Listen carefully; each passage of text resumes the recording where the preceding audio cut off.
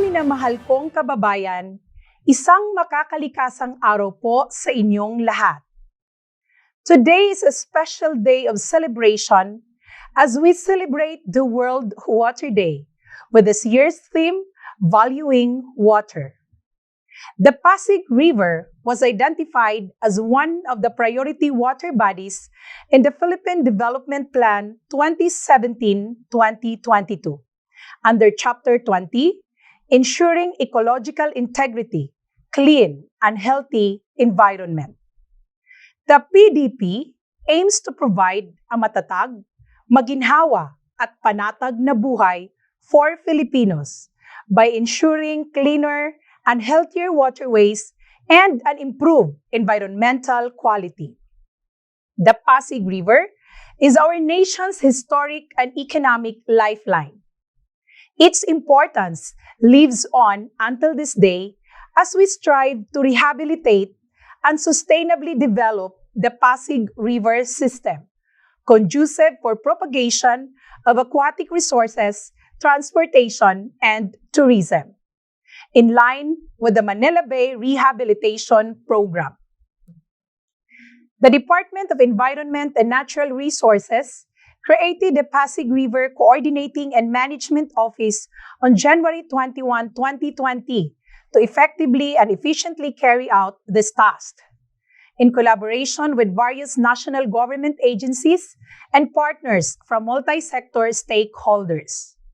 On behalf of the PRCMO, let me take this opportunity to report to you, our fellow countrymen, partners, at mga kataga-Ilog Pasig, the accomplishments on key programs such as environmental enforcement, specifically the continuous cleanup operations, and on water quality and waste management, which include the regular water quality monitoring, inspection, and saturation activities of establishment in partnership with the Laguna Lake Development Authority, and the adoption of water quality improvement technologies on selected esteros on the PRCMO for the previous year.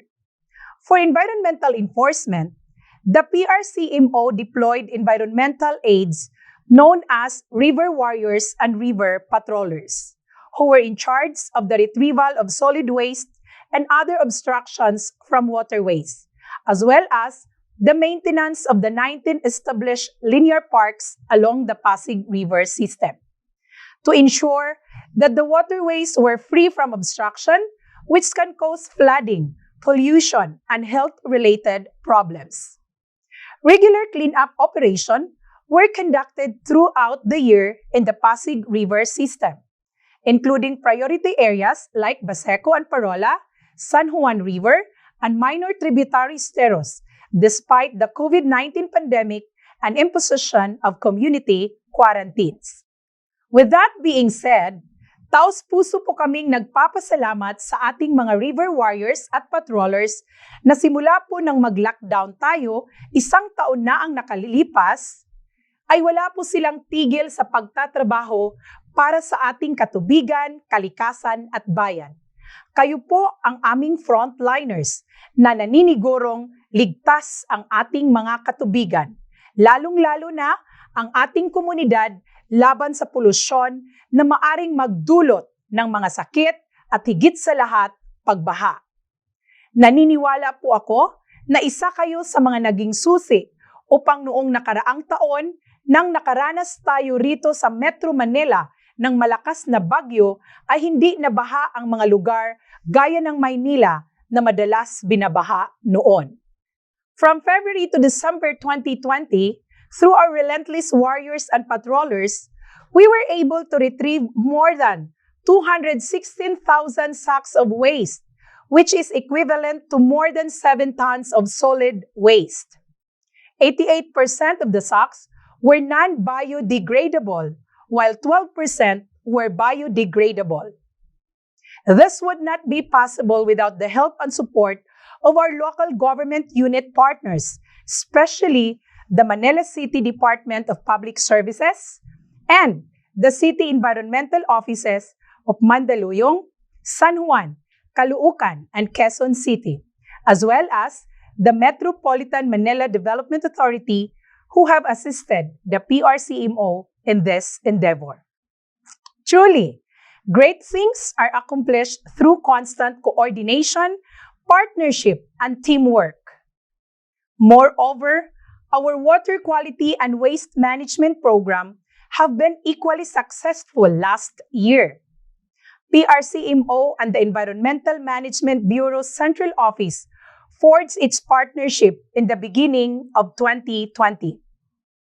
In order to sustain the Pasig River Unified Monitoring System, or PRUMS for short, wherein water samples from the Pasig River and its tributaries were analyzed at the EMB Central Office Laboratory.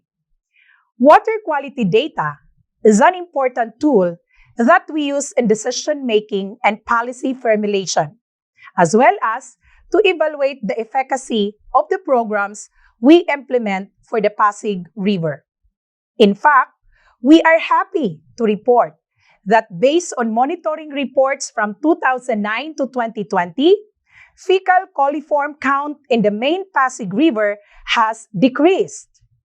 Moreover, compared to the 2019 monitoring reports, the fecal coliform count at the main Pasig River was reduced by 73% in 2020. Surely, with your continuous support, we will be able to do more.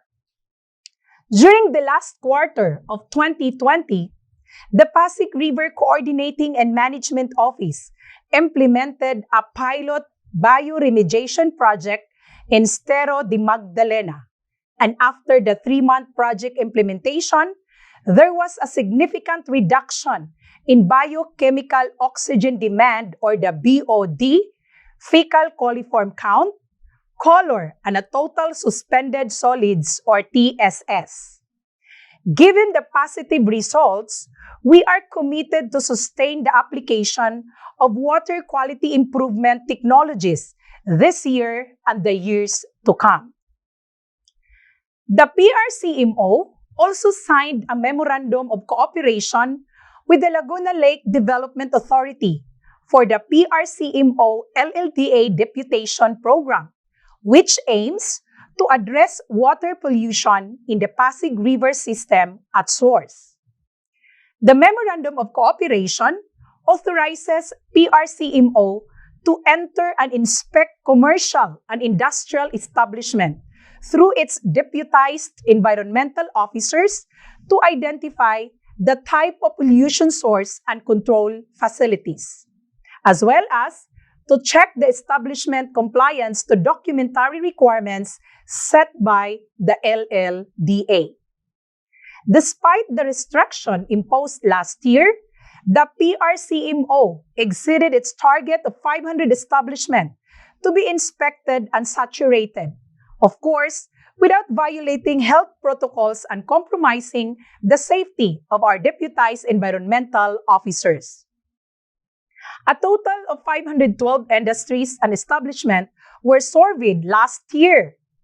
Also in 2020, the DENR, through the PRCMO, was able to revive the Pasig River Ferry Convergence Program by reconvening the PRFCP Technical Working Group members to rally again the members and re-establishing an enhanced Pasig River Ferry service for commuter transport, disaster response, and tourism, as well as organize and streamline government's efforts in the rehabilitation of the Pasig River. 2020 was a great inaugural year for PRCMO, as it was a productive year despite the tough and challenging year brought about by the pandemic. All these accomplishments are more than just numbers.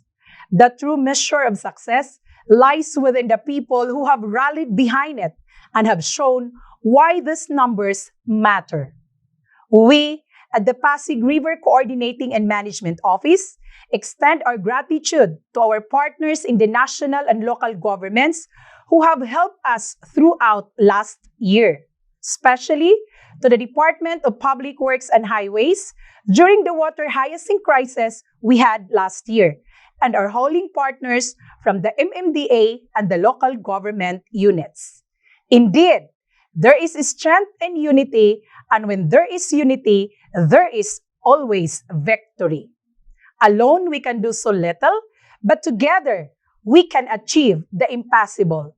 We are stronger. #stronger together. As we move forward and culminate the World Water Day, we at the PRCMO call everyone to embrace a lifestyle that will not endanger the Pasig River and all waterways, and to celebrate and spread awareness about the value of water. For as the saying goes, thousands have lived without love, not one without water. Muli, isang makakalikasang araw po sa inyong lahat at Happy World Water Day. Mabuhay ang PRCMO, puso para sa Ilog Pasig.